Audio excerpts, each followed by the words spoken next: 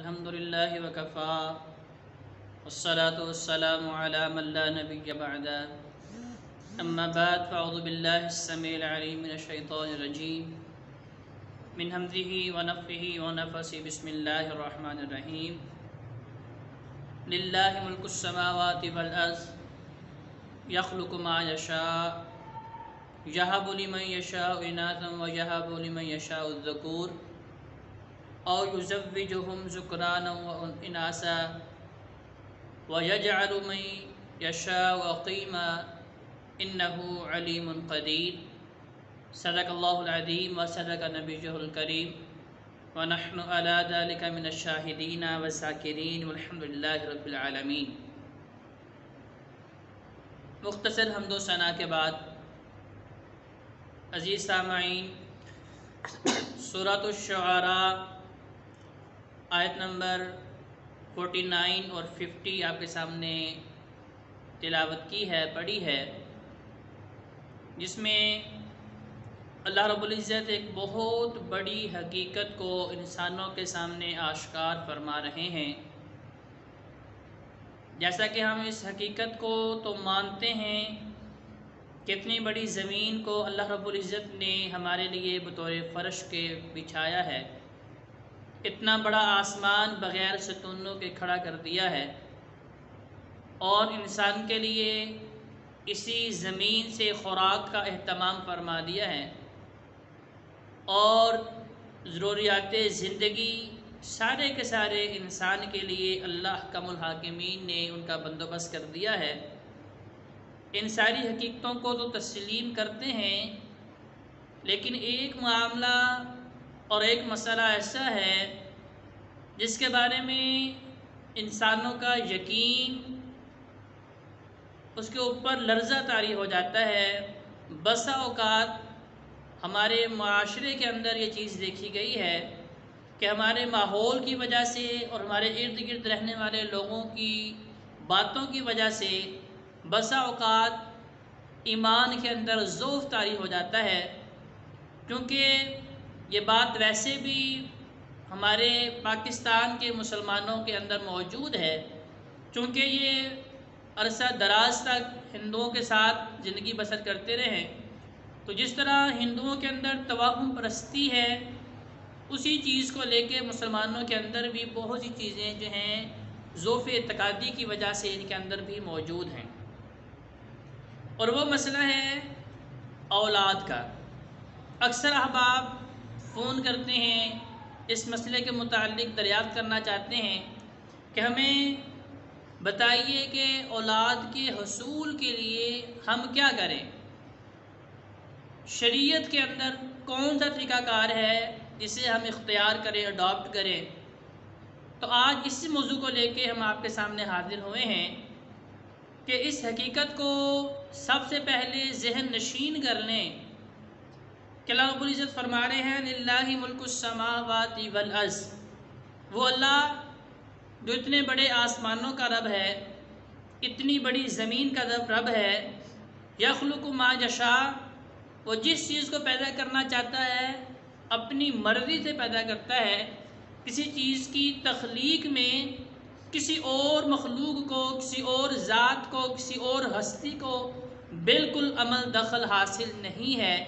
چاہے وہ نبی ہو، چاہے وہ ولی ہو، چاہے وہ فرشتہ ہو، چاہے وہ جن ہو، کوئی بھی ہستی ہو، کسی بھی چیز کی تخلیق کے اندر اللہ رب العزت کو نہ ہم مجبور کر سکتے ہیں اور نہ ہی ہم اپنی منشا کے مطابق کسی چیز کی پیدائش کے لیے جو ہے اسباب خود ساختہ طور پہ پیدا کر سکتے ہیں۔ تو اللہ تعالیٰ کے فرما رہے ہیں یَهَبُ لِمَن يَشَاءُ إِنَاثًا وَيَهَبُ لِمَن يَشَاءُ الذُّكُورَ، جس طرح اس زمین و آسمان کی تخلیق میں کسی انسان کو دخل نہیں ہے، اسی طرح ہم جسے چاہیں، اللہ فرما رہے ہیں ہم جسے چاہیں بیٹے عطا کر دیں، جسے چاہے بیٹیوں سے نواز دیں، او یزوجہم ذکرانا و اناثا، یا جسے ہم چاہیں ملے جلے دونوں ہی عطا فرما دیں، وَيَجْعَلُ مَن يَشَاءُ عَقِيمًا، اور جسے چاہیں ہم اس دولت سے، اس عظیم نعمت سے محروم کر دیں، اِنَّهُ عَلِيمٌ قَدِيرٌ، بے شک میرا اللہ ہی بہتر جاننے والا اور ہر چیز کا کنٹرولر ہے، ہر چیز پہ قادر ہے۔ جی عزیز سامعین، اس آیت کریمہ کو ذرا تنہائی میں بیٹھ کے ضرور پڑھیے گا اور ایک ایک لفظ پہ غور کیجیے گا۔ بڑے ہی عام اور سادہ اور آسان سا اسلوب میرے خالق و مالک نے اختیار کیا، کوئی بیچ میں مشکل لفظ نہیں، کوئی چیز ایسی نہیں جو وضاحت طلب ہو، ہر انسان آسانی کے ساتھ اس کو سمجھ سکتا ہے کہ جس طرح اللہ رب العزت نے حضرت آدم علیہ السلام کو پیدا کیا، جس طرح اللہ رب العزت نے حضرت حوا علیہ السلام کو پیدا کیا، اسی طرح اللہ رب العزت نے مجھے اور آپ کو پیدا کیا، تو اسی طرح اب اگلے معاملات بھی اسی طرح ہیں کہ کسی انسان کے بس کی بات نہیں ہے، کسی ولی کے بس کی بات نہیں ہے، کسی نبی کے بس کی بات نہیں ہے۔ دیکھیے اس کائنات کے اندر سب سے محبوب ترین ہستیاں جنہیں اللہ رب العزت اپنا محبوب کہتا ہے، کسی کو اپنا خلیل کہتا ہے، کسی کو اپنا کلیم کہتا ہے، اتنے بہترین القابات جنہیں اللہ تبارک و تعالیٰ عطا فرماتا ہے، تو ان کی بھی آزمائش لیتا ہے۔ اب دیکھیں رب کے خلیل حضرت ابراہیم علیہ السلام کو لے لیجئے، 90 سال کی عمر میں، بڑھاپے کی عمر میں جا کے اللہ رب العزت نے